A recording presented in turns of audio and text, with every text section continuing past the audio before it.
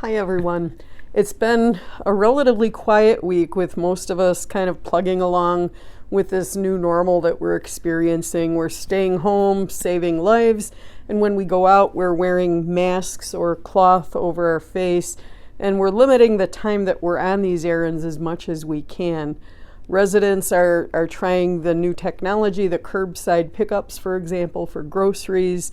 I'm being told it's working really, really well, but it can take a few days to get orders kind of queued up.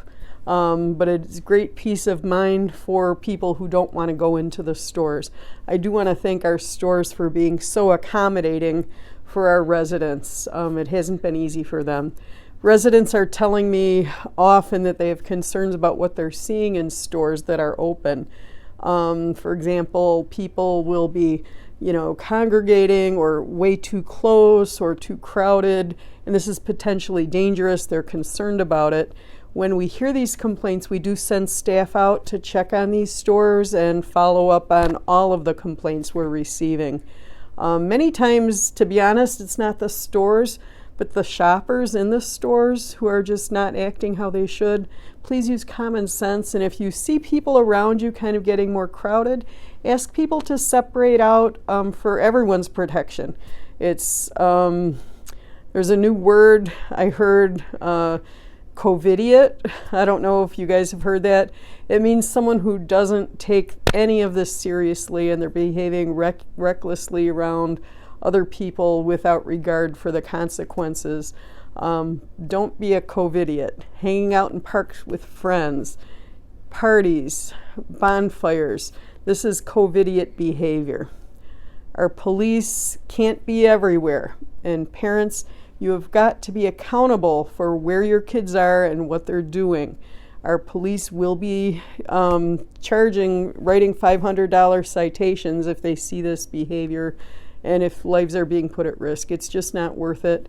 All of the kids in the parks going wild have parents. Residents, do not hesitate to call the police non-emergency number. It is 708-422-8292. Please don't post it on Facebook or send me a message, because by the time I see it, all of it is way too late. It won't help the situation. If you want the police there to kind of diffuse things, call that non-emergency number. Facebook is not the most effective way to reach out to us. Cases in our area, unfortunately, are still climbing. We're seeing the rate of the climb kind of slowing, but the numbers of active cases and unfortunately deaths are still on the upward trend in this area. The only thing that is going to reverse it is staying home. I can't say it enough. I know you guys are sick of hearing it, but I want to thank everyone who's being so strict with this in their household. It's not easy, but please know that your efforts are making a difference in the community. You are saving lives. This afternoon, I just had a conference call with Governor Pritzker and mayors throughout the state, and I'm really excited what they told me. I've learned that they're planning to open some testing facilities that anyone who, not just healthcare workers or first responders, can use. So anyone can use these. There will be two kind of in the area. The closest testing centers, I'm told right now, will be in Markham and Metro South in Blue Island. So these are not yet open. I want all of you who are interested in getting tested, watch the news. They should be up and running, I'm told, within a week to 10 days. So keep an eye out, watch the news on that. This is something residents have been begging for, so I'm so thrilled to have this finally available to tell you. There's a new way to get updates during the pandemic. Residents, if you test COVID, COVID, to 312-500-3836, you'll get updates from the state. All licensed healthcare workers are still urged to register with IllinoisHelps.net. Over 40,000 healthcare providers have registered already and are available to support our frontline workers if the need should arise. Advocate Christ Medical Center is reporting, sadly, that the cases they're treating in the week ahead are expected to peak and then hold steady for several more weeks. They're very, very appreciative of all the support they're feeling from the community.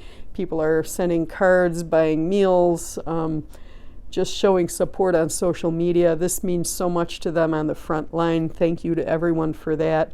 The hospital has been gearing up for this for some time. They've been watching the trends, and they're telling me they're ready. They've been even compounding their own hand sanitizer when it wasn't available on the market. They're manufacturing their own face shields. They're using trusted sources to get the equipment that they need to do the job safely. They're still accepting, though, hand-sewn masks and donations. St. Gerald's Women's Club, I can't thank them enough. They've been organizing a community mask initiative, and these and other PPE can be dropped off in a receptacle outside the police desk in Village Hall anytime from 8 a.m. to 8 p.m. I just, again, can't thank everyone enough who's been busy sewing. I've seen these masks start pretty basic, and they're getting pretty fancy. You guys are getting really, really good with them, so thank you very much. Those are going now straight to the hospital. Remember, there's visiting restrictions in place at the hospital to keep everyone safe and healthy. You cannot go visit loved ones there. It's unimaginably hard for patients and their families to be separated when they need each other the most. It's so important. Again, follow the governor's orders strictly and stay home. And even when the weather's good and you want to kind of hang out outside, do not become lax. Our lives depend on it. Advocate Aurora Health has an online symptom checker, which is pretty cool. Their whole network uses this, and so far over 55,000 people have gone to visit the site, and you could do so yourself if you go advocateaurorahealth.org. The system checker is pretty easy to find there, and you'll find a lot of other resources. Please remember, don't just show up in the emergency department. If you feel like you're getting sick, check with your doctor first. There's a tent outside the hospital. That tent is not for testing. That is to handle emergency overflow. We're hoping they don't need it too much, but they're ready. They're ready for what waits ahead. I want everyone to know also how hard it is for families suffering loss at this time. People are sadly still getting sick and passing away from many, many causes, and these families are unable to have traditional services or even, gather as a family together to mourn their loved ones. It's so hard. Please keep them all in your thoughts and prayers. Shower them with as much support as you can right now. It is so hard for all of them. Those who are sick or who have lost loved ones. Our business community is struggling as well. They need your support. Thank you for everyone who's still ordering food for delivery and pickup. This week I hosted our third small business virtual town hall with the Chamber of Commerce, Rep. Kelly Burke, and Senator Bill Cunningham. This one was the most attended of all of them, and people kind of have the same story.